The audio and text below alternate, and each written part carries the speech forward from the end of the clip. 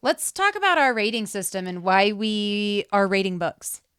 We needed a system, we needed it solid, and we needed to have it so that we both knew when we set a rating what it was going to be. I agree. Let's go over it. Let's go over it.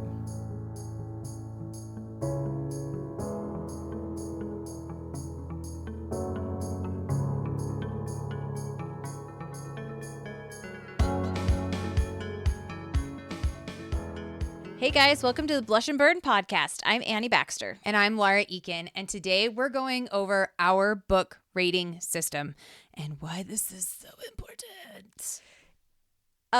We just got off a live because we were going over a lot of this, and I actually thought it was really helpful. I did too, because there are a lot of people who think that one book would be like a rated R and somebody else would classify it as a 17. Yeah. It's very interesting. Yeah. So let's go over first why we think a rating system is so important. Because some people think it's subjective. Yes.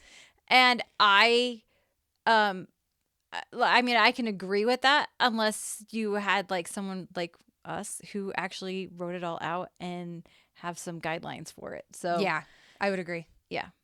I think that the reason that I find it important is because if I'm going to recommend a book out to somebody, I need to know what level they're at. Yeah.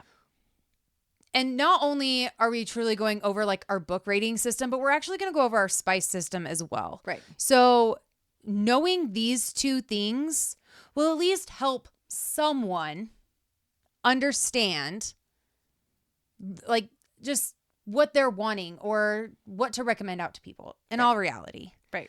And if you have a niece who you know what kind of book she likes and or like doesn't like, and there's an age range there, I think that that is also important. Yeah. I mean, it's like when you have someone say, I have a 14-year-old daughter who wants to read Icebreaker, get into like romance. It's a tricky navigation, and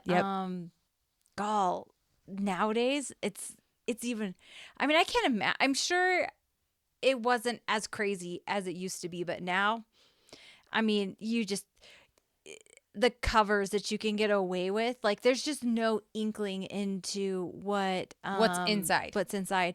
And I told you this the other day. I sent you a picture of Icebreaker that I found in a used bookstore, and it was in the kids section. And I think it's because it has a cartoon cover.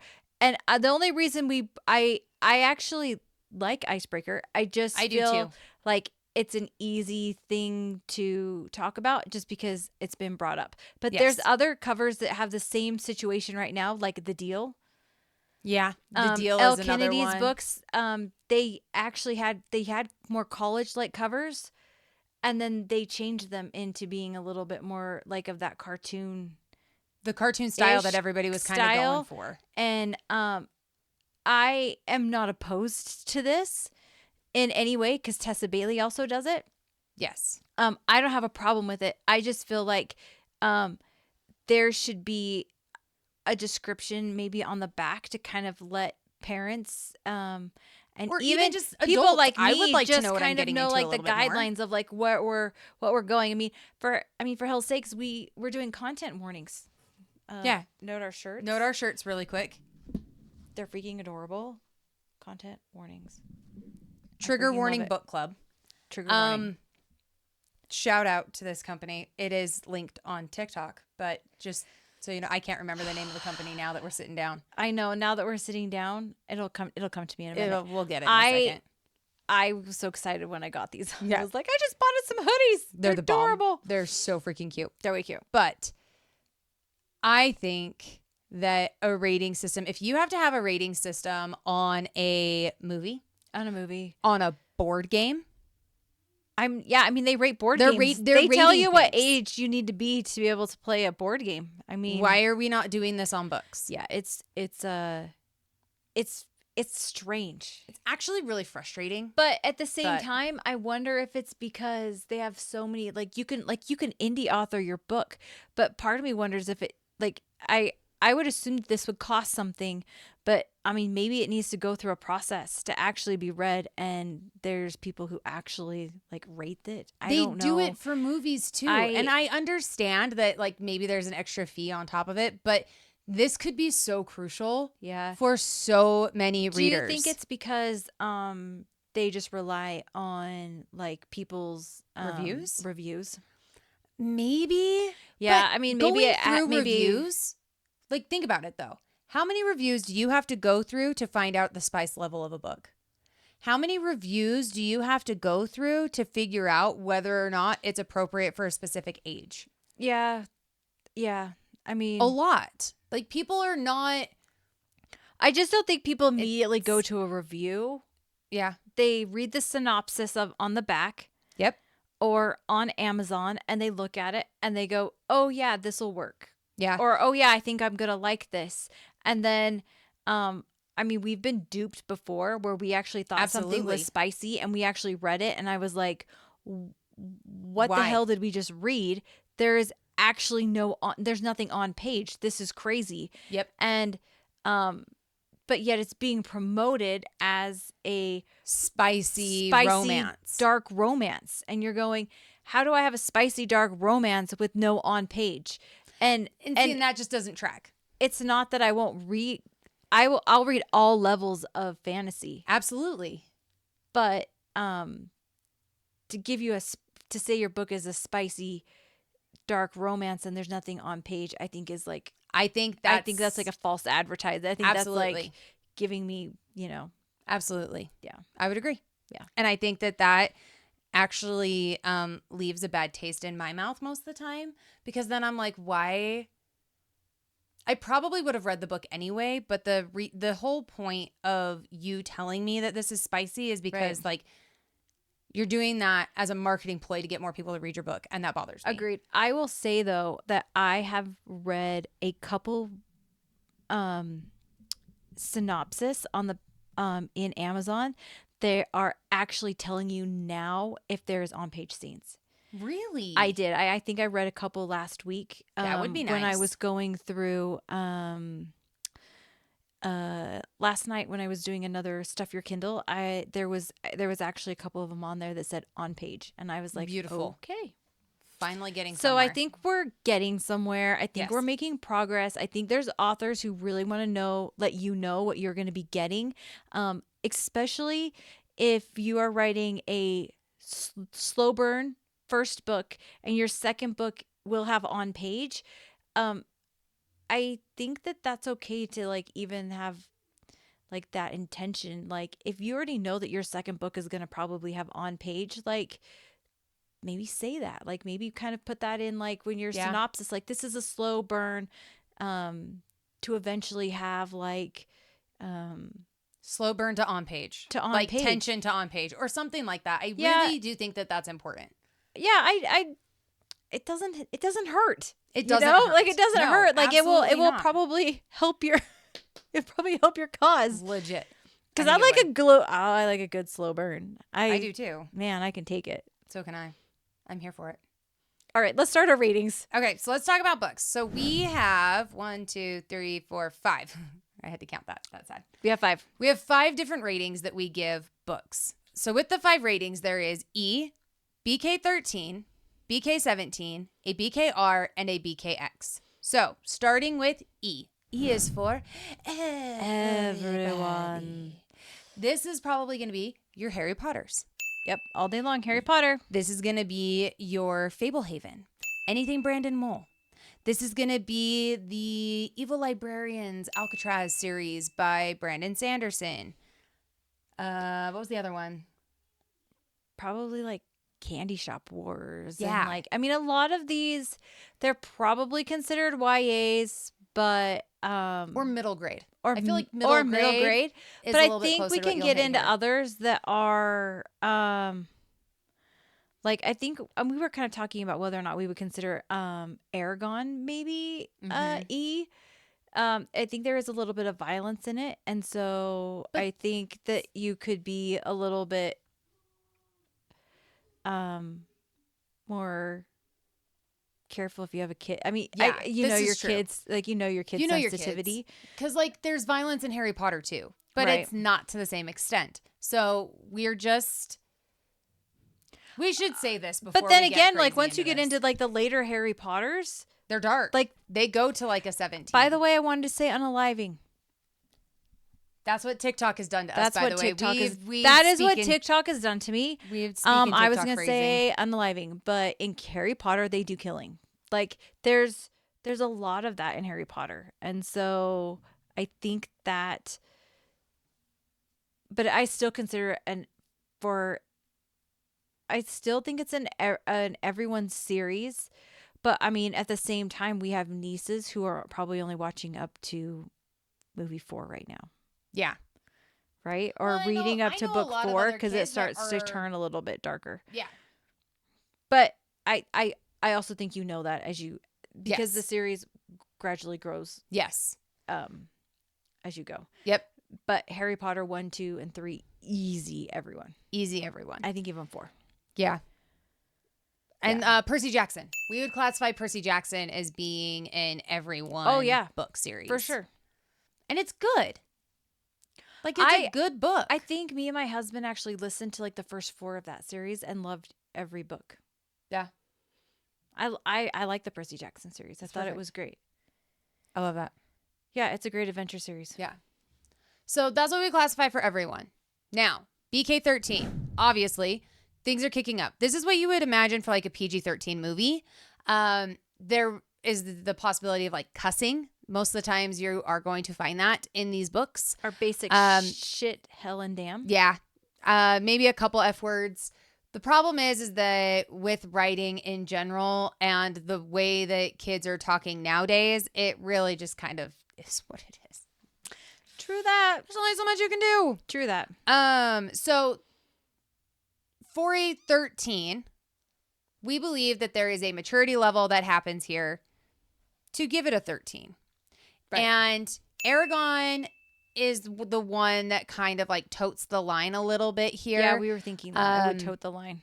Just because it's more of a... There's violence. Proceed with caution. You get to choose. There's violence that happens in Aragon, for sure. Yeah. And the other one that we talked about was The Immortal Instruments by Cassandra Clare.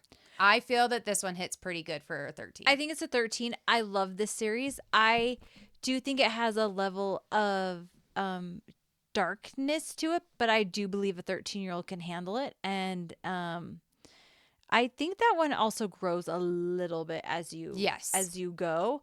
And so I think that it's one of those ones that like you read the first ones and then but there's so many in the series that like I highly doubt a 13-year-old is like binging them. But you never know. No. But I think that if you're going to watch Marvel, then you can read this series. For sure. So that's my gradient.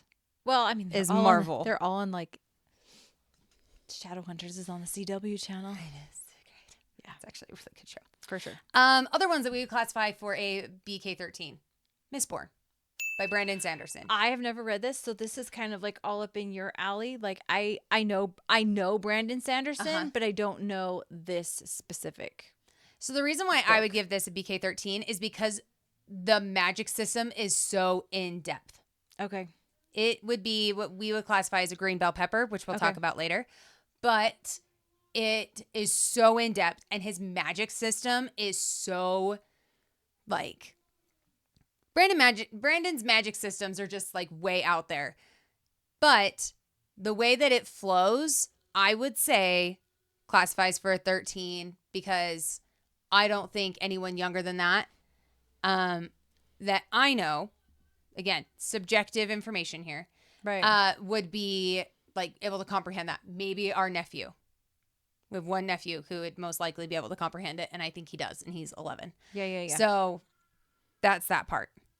And then I thought Heavenbreaker would probably be a good one in this category. There is some violence, but I mean nothing more than like A Knight's Tale, that kind of a like because they are fighting kind of like they are like in the Knight's Tale with like tourneys and things like that. Gotcha. But there was like some really fun elements of sci-fi that I thought I just thought it was like a little bit more of a for set up for like a 13-year-old, maybe even more like a 16-year-old, but a 13-year-old could definitely read it for and sure. then hang.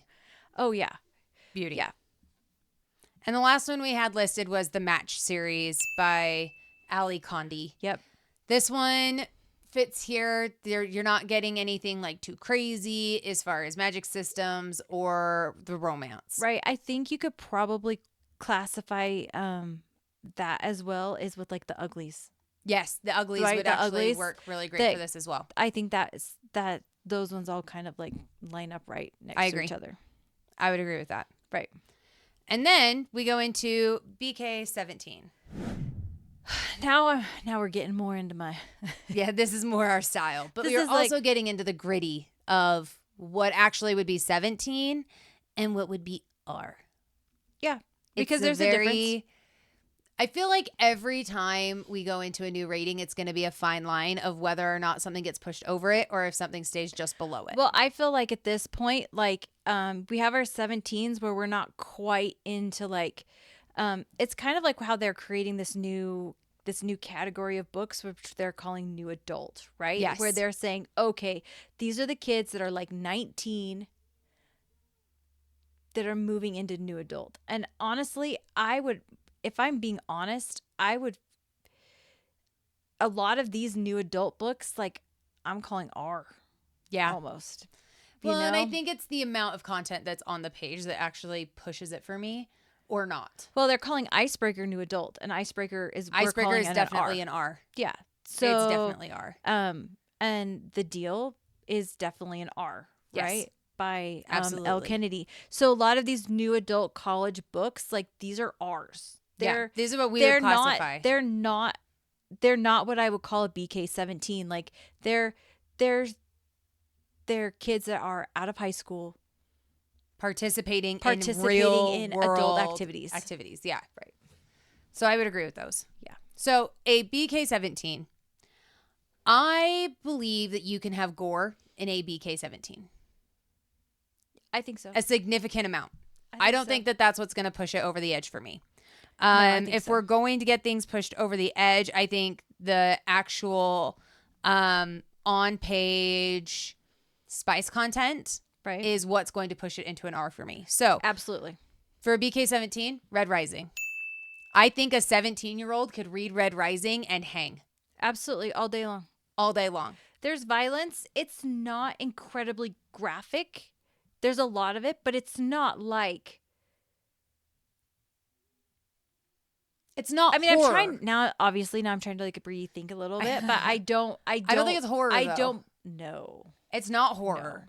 No. It might have gore. It might be graphic, but it's not in a sense that it feels beyond what is there or beyond what is happening. Yeah. So for me, I think it's fine. I think I would let my kids read it at 17. Maybe even 16. Absolutely. It depends on their maturity level at the time. Yeah, absolutely. But I would say Red Rising and Stormlight Archives. Now, Stormlight Archives, I know you haven't read these ones too. No. I'm going to get you on the Brandon Sanderson train. If Ryan can get you on the Red Rising train, I'm going to get you on the Brandon Sanderson train. The reason why I say that Stormlight is a 17 and not a 13. Not listen to it then. I would Graphic have audio? to read it. Graphic audio? I don't know. I think I could get you in graphic audio. There's so many other things out there. I know. Trust me. My husband knows too. I'm on book 3 of the Stormlight Archive right now. But there is discussion of adult content, but nothing really happens. And if there is something that happens, it's very fade to black. It is nothing, absolutely nothing on page. And some people will laugh at me for saying this, but the romance that happens in Stormlight Archives is like subplot. It is not main plot. Well, to me. he writes for the story, and he writes for the story. And you know that though when you get into it, like that's not what you're there for. Yeah, no, you're not there for the romance. Yeah. These are not romance novels. No, there's romance in them, And Right. it's good, but it Right. is not at that level. No. Throne of Glass. I would agree with Throne of Glass being a BK-17. I think so too. I think there's like a level of violence that happens. I mean, the girl's a assassin. Like, come Yeah. on. Like you're there, but at the same time, and there's some a little bit of intensity to this story, but I'm there for it. I love it. I don't think I think a 17-year-old can handle this all day long. I would agree with that. I mean, all the way through. You know what I mean? I believe think you there's could some do- on page. God, I it's been think so the long. whole series is probably a BK-17. Powerless was one that we went back and forth on. We did go Quite back a and bit. forth on it a little bit, and I still am a little bit unsure where this one goes. And I don't know why. And maybe this is just me. Like I But don't you know. loved the banter in this one. You felt that the banter made it a 17. But the most that actually happens in the romance department on this is a kiss. Right. So you were feeling that the banter made this a 17. I did.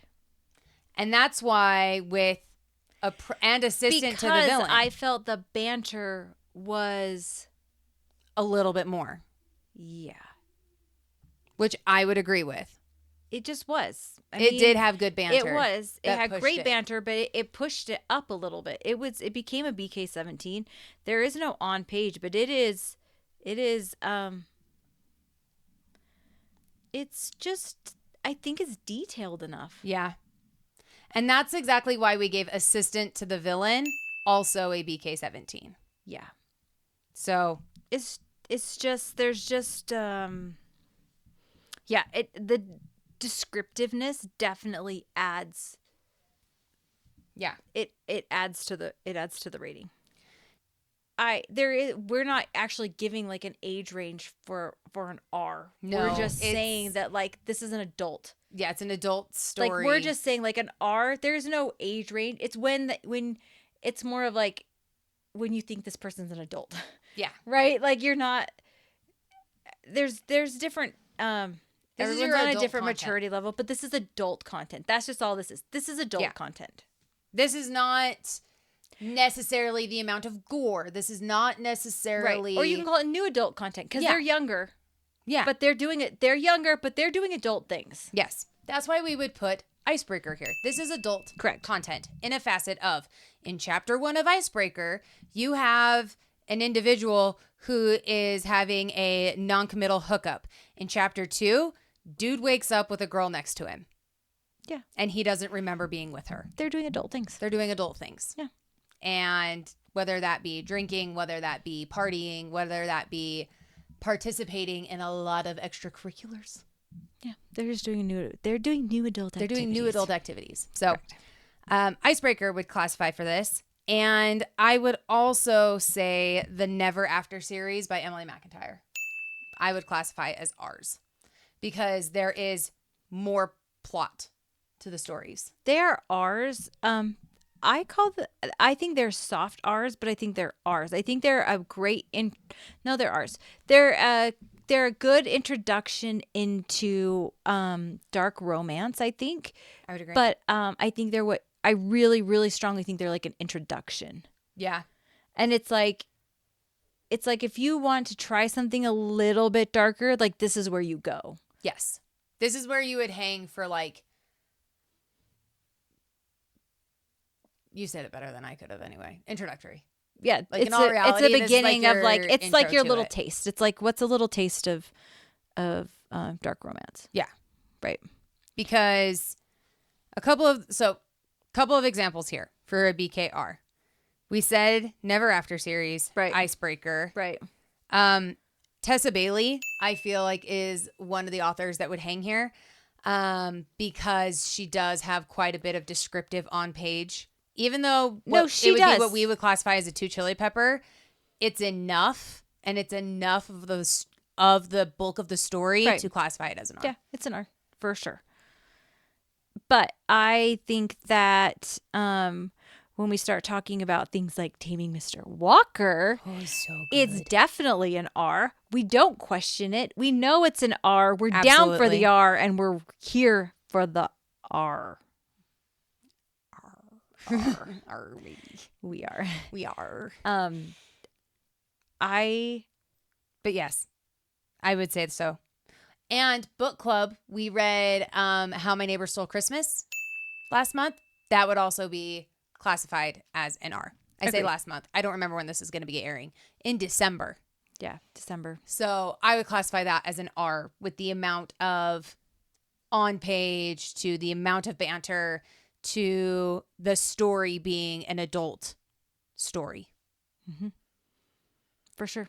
And then comes the X.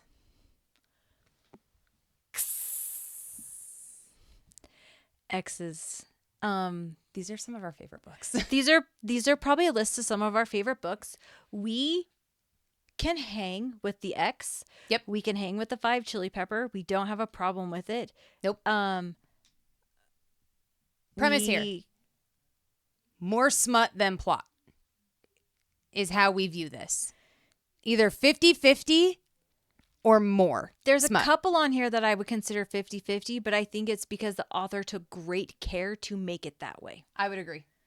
So I think Flames of Chaos fits this category perfectly for the simple fact that I felt there was 50% plot, 50% smut, and the smut be smuttin', and it was yummy, and I agree with this. 1,000%. I wish that I would have read it sooner than I did. And I will reread this book and the books in this series, The whole series. Multiple times. I It lives with me. really enjoy Amelia Hutchins. I do too. I think that she is a great writer, and I think she can be, we've discussed this before, but a little repetitive maybe. But in the what end, she actually it delivers was- as a whole, you're like, give me more.